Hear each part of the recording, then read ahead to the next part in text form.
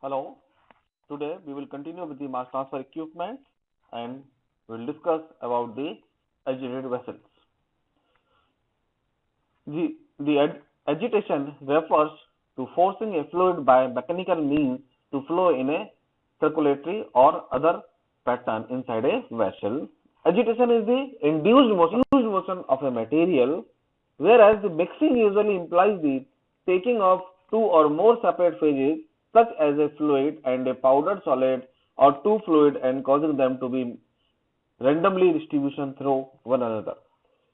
Mixing is the random distribution of two initially separated phases. So many operations depend upon effective agitation and mixing of the components.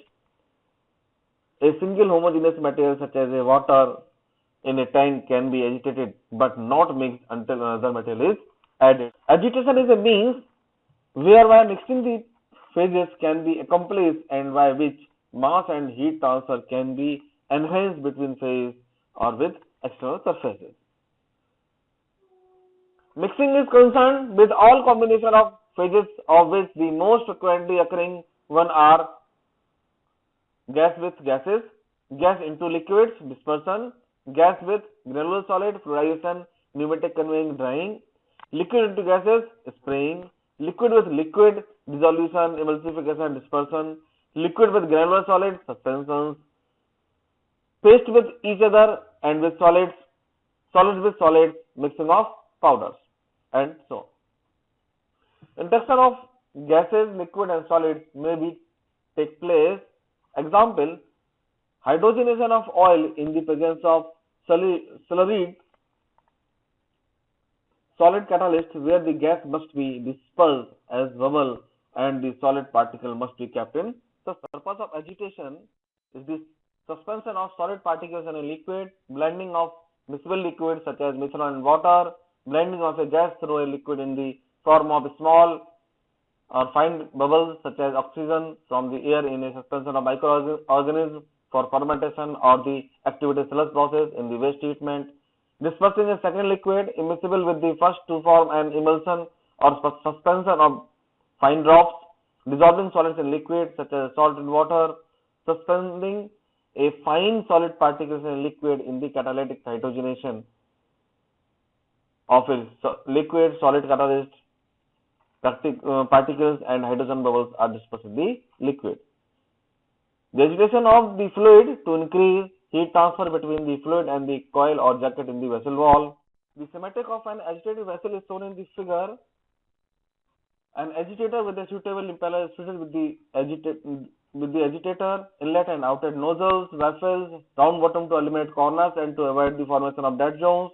Impeller is mounted on the shaft driven by the motor, baffles to reduce tangential motion of fluid, a drain and vent, a manhole for the purpose of cleaning and maintenance, and a stuffing box or preferably a mechanical seal is used to prevent the leakage of the gas at the top where the shaft enters the vessel. So you can see this is the feed, this is the motor, this is the cooling jacket, baffles, agitators, and the outlet fit. So, and the stuffing box is fitted here at this location to prevent the leakage of the gases from the top. The shaft is held by a bearing at the gearbox and at the shaft seal. So there is a one bearing also for the providing the rotational motion, for the providing the motion of agitator. The generator motor may be supported by I-beams mounted on the vessel itself. A gearbox is used to maintain the required speed of the shaft. An agitated vessel for a gas absorption contains a few internals such as the gas sparger, vessels, and an agitator shaft with impellers. The gas is sparged below the impeller midway between the center and the preferably of the impeller. It is dispersed in the form of small bubbles by the shear stress created by impeller rotation. This greatly increases the gas liquid interfacial area of contact and also the mass transfer coefficient. A variety of impeller designs are available. The turbine, disc and pedal type impellers are most common. Vertical baffles are used to prevent the formation of a vortex at the free liquid surface. The baffle also help to increase the turbulence in the tank. Thin metal plates having the width equal to the 8 to 10% of the tank diameter, spot welded to the tank, act as a baffle. The power input to the impeller depends upon a number of factors such as the impeller design and RPM, liquid properties, the gas rate, and the presence of suspended solid, etc. The impeller is usually located at about 1/3 of the liquid depth from the bottom. The superficial gas velocity is kept low in range of 0.1 to 0.25 feet per second. The impeller tip speed may be as high as 50 feet per second. Agitated vessels are used when the dissolved gas undergoes a chemical reaction in liquid. This vessel is not used for physical absorption, since backmixing in the liquid phase substantially reduces the mass transfer driving forces. Hydrogenation of vegetable oil in the presence of suspended nickel catalyst, absorption of carbon dioxide in the lime slurry to make precipitated calcium carbonate, liquid phase oxidation and chlorination of organic synthesis, etc. is a few common impellers. As per the flow direction, impellers are of two types. One is axial flow impellers, another one is the radial flow impellers. So starting with the axial flow impellers, an axial flow up and down pumping is an important flow pattern because it addresses two of the most common challenges in the mixing. The challenges are solid suspension and stratification. So in this process, both the superficial and the annular velocities can be calculated to determine the control the level of mixing. Some of the axial flow impellers are hydrofoil, axial flow turbine, helical, etc. and propeller, etc. So here in this diagram, the schematic of the axial impeller is shown here. So this agitator is fitted in at the center of the vessel, whereas these are the vessels, vertical vessels, and the flow direction, you can see the fluid is moving in this type of circular motion due to the impellers. So this impeller is termed as axial flow because you can see the flow is from here to in this direction along the axis of the impeller. So it's termed as axial impellers. Radial flow impellers, unlike axial impellers, radial impellers are commonly selected for low level mixing known as pickle blades or elongated tanks. They typically gives high shear rate because of their angle of attack. They also have a relatively low pumping number, making them to the most sensitive to viscosity. Radial impellers do not have the high tank turnover flow like axial flow impellers. Some of the radial flow impellers are piston turbine, parabolic disc turbine, etc. And the schematic of radial flow impellers are shown in this diagram. You can see the flow direction. So the flow is moving from here to here and directly hit to the wall of the container. So due to this type of motion, there will be a maximum shear and there will be maximum pressure drop in this case.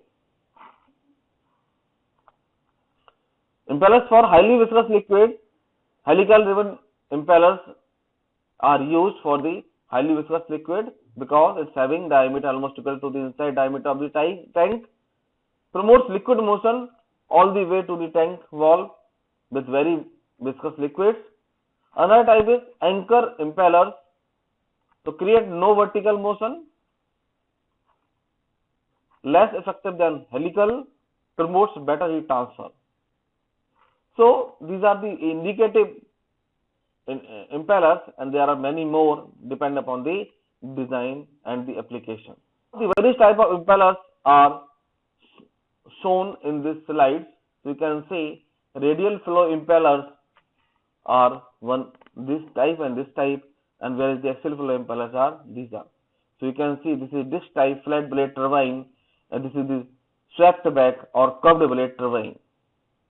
This is the propeller, this is the pitched blade turbine.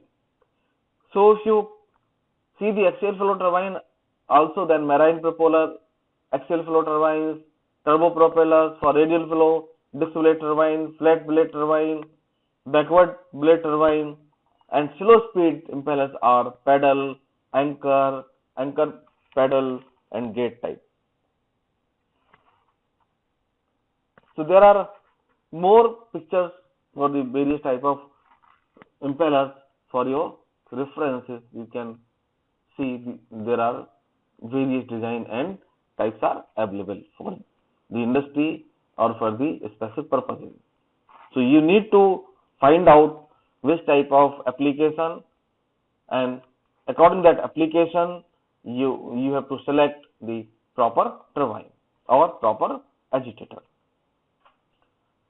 So the typical flow pattern you can see in two cases the vessel is partially filled, and when the turbine are rotating you can see there is some cone type shape is generated due to the fluid motion. So to avoid this type of generation of this type of flow, we are using the baffles. So by using the baffles you can see the flow pattern is quite modified, and you can see there is a recirculation in the tank. In similar type of disc blade turbine, so you can see the similar pattern without the baffle you can see here, but as you install the baffle in the tank you can see there are four vortices are formation. So you can see the influence of the design of impeller and the size of impeller is quite large in the case of agitation vessel. Whenever these vessels are completely filled with liquid, then in that case you can see there are different type of behavior you can see. So this is fully filled vessel without baffle. This is the partially filled with the baffle, and without baffle this is partially filled with the without a baffle. Power number. The power number is a commonly used dimensionless number relating the resistance forces to the inertia forces. The power number has different specifications according to the field of application, such as the stirrer. For the power number is defined as NP equal to P upon NQ d to the power 5 rho, where P is the power, rho is the fluid density, N is the rotational speed or RPM, D is the diameter of the stirrer. So thank you for today, and we will discuss the rest mass transfer equipment in the next lecture. Thank you.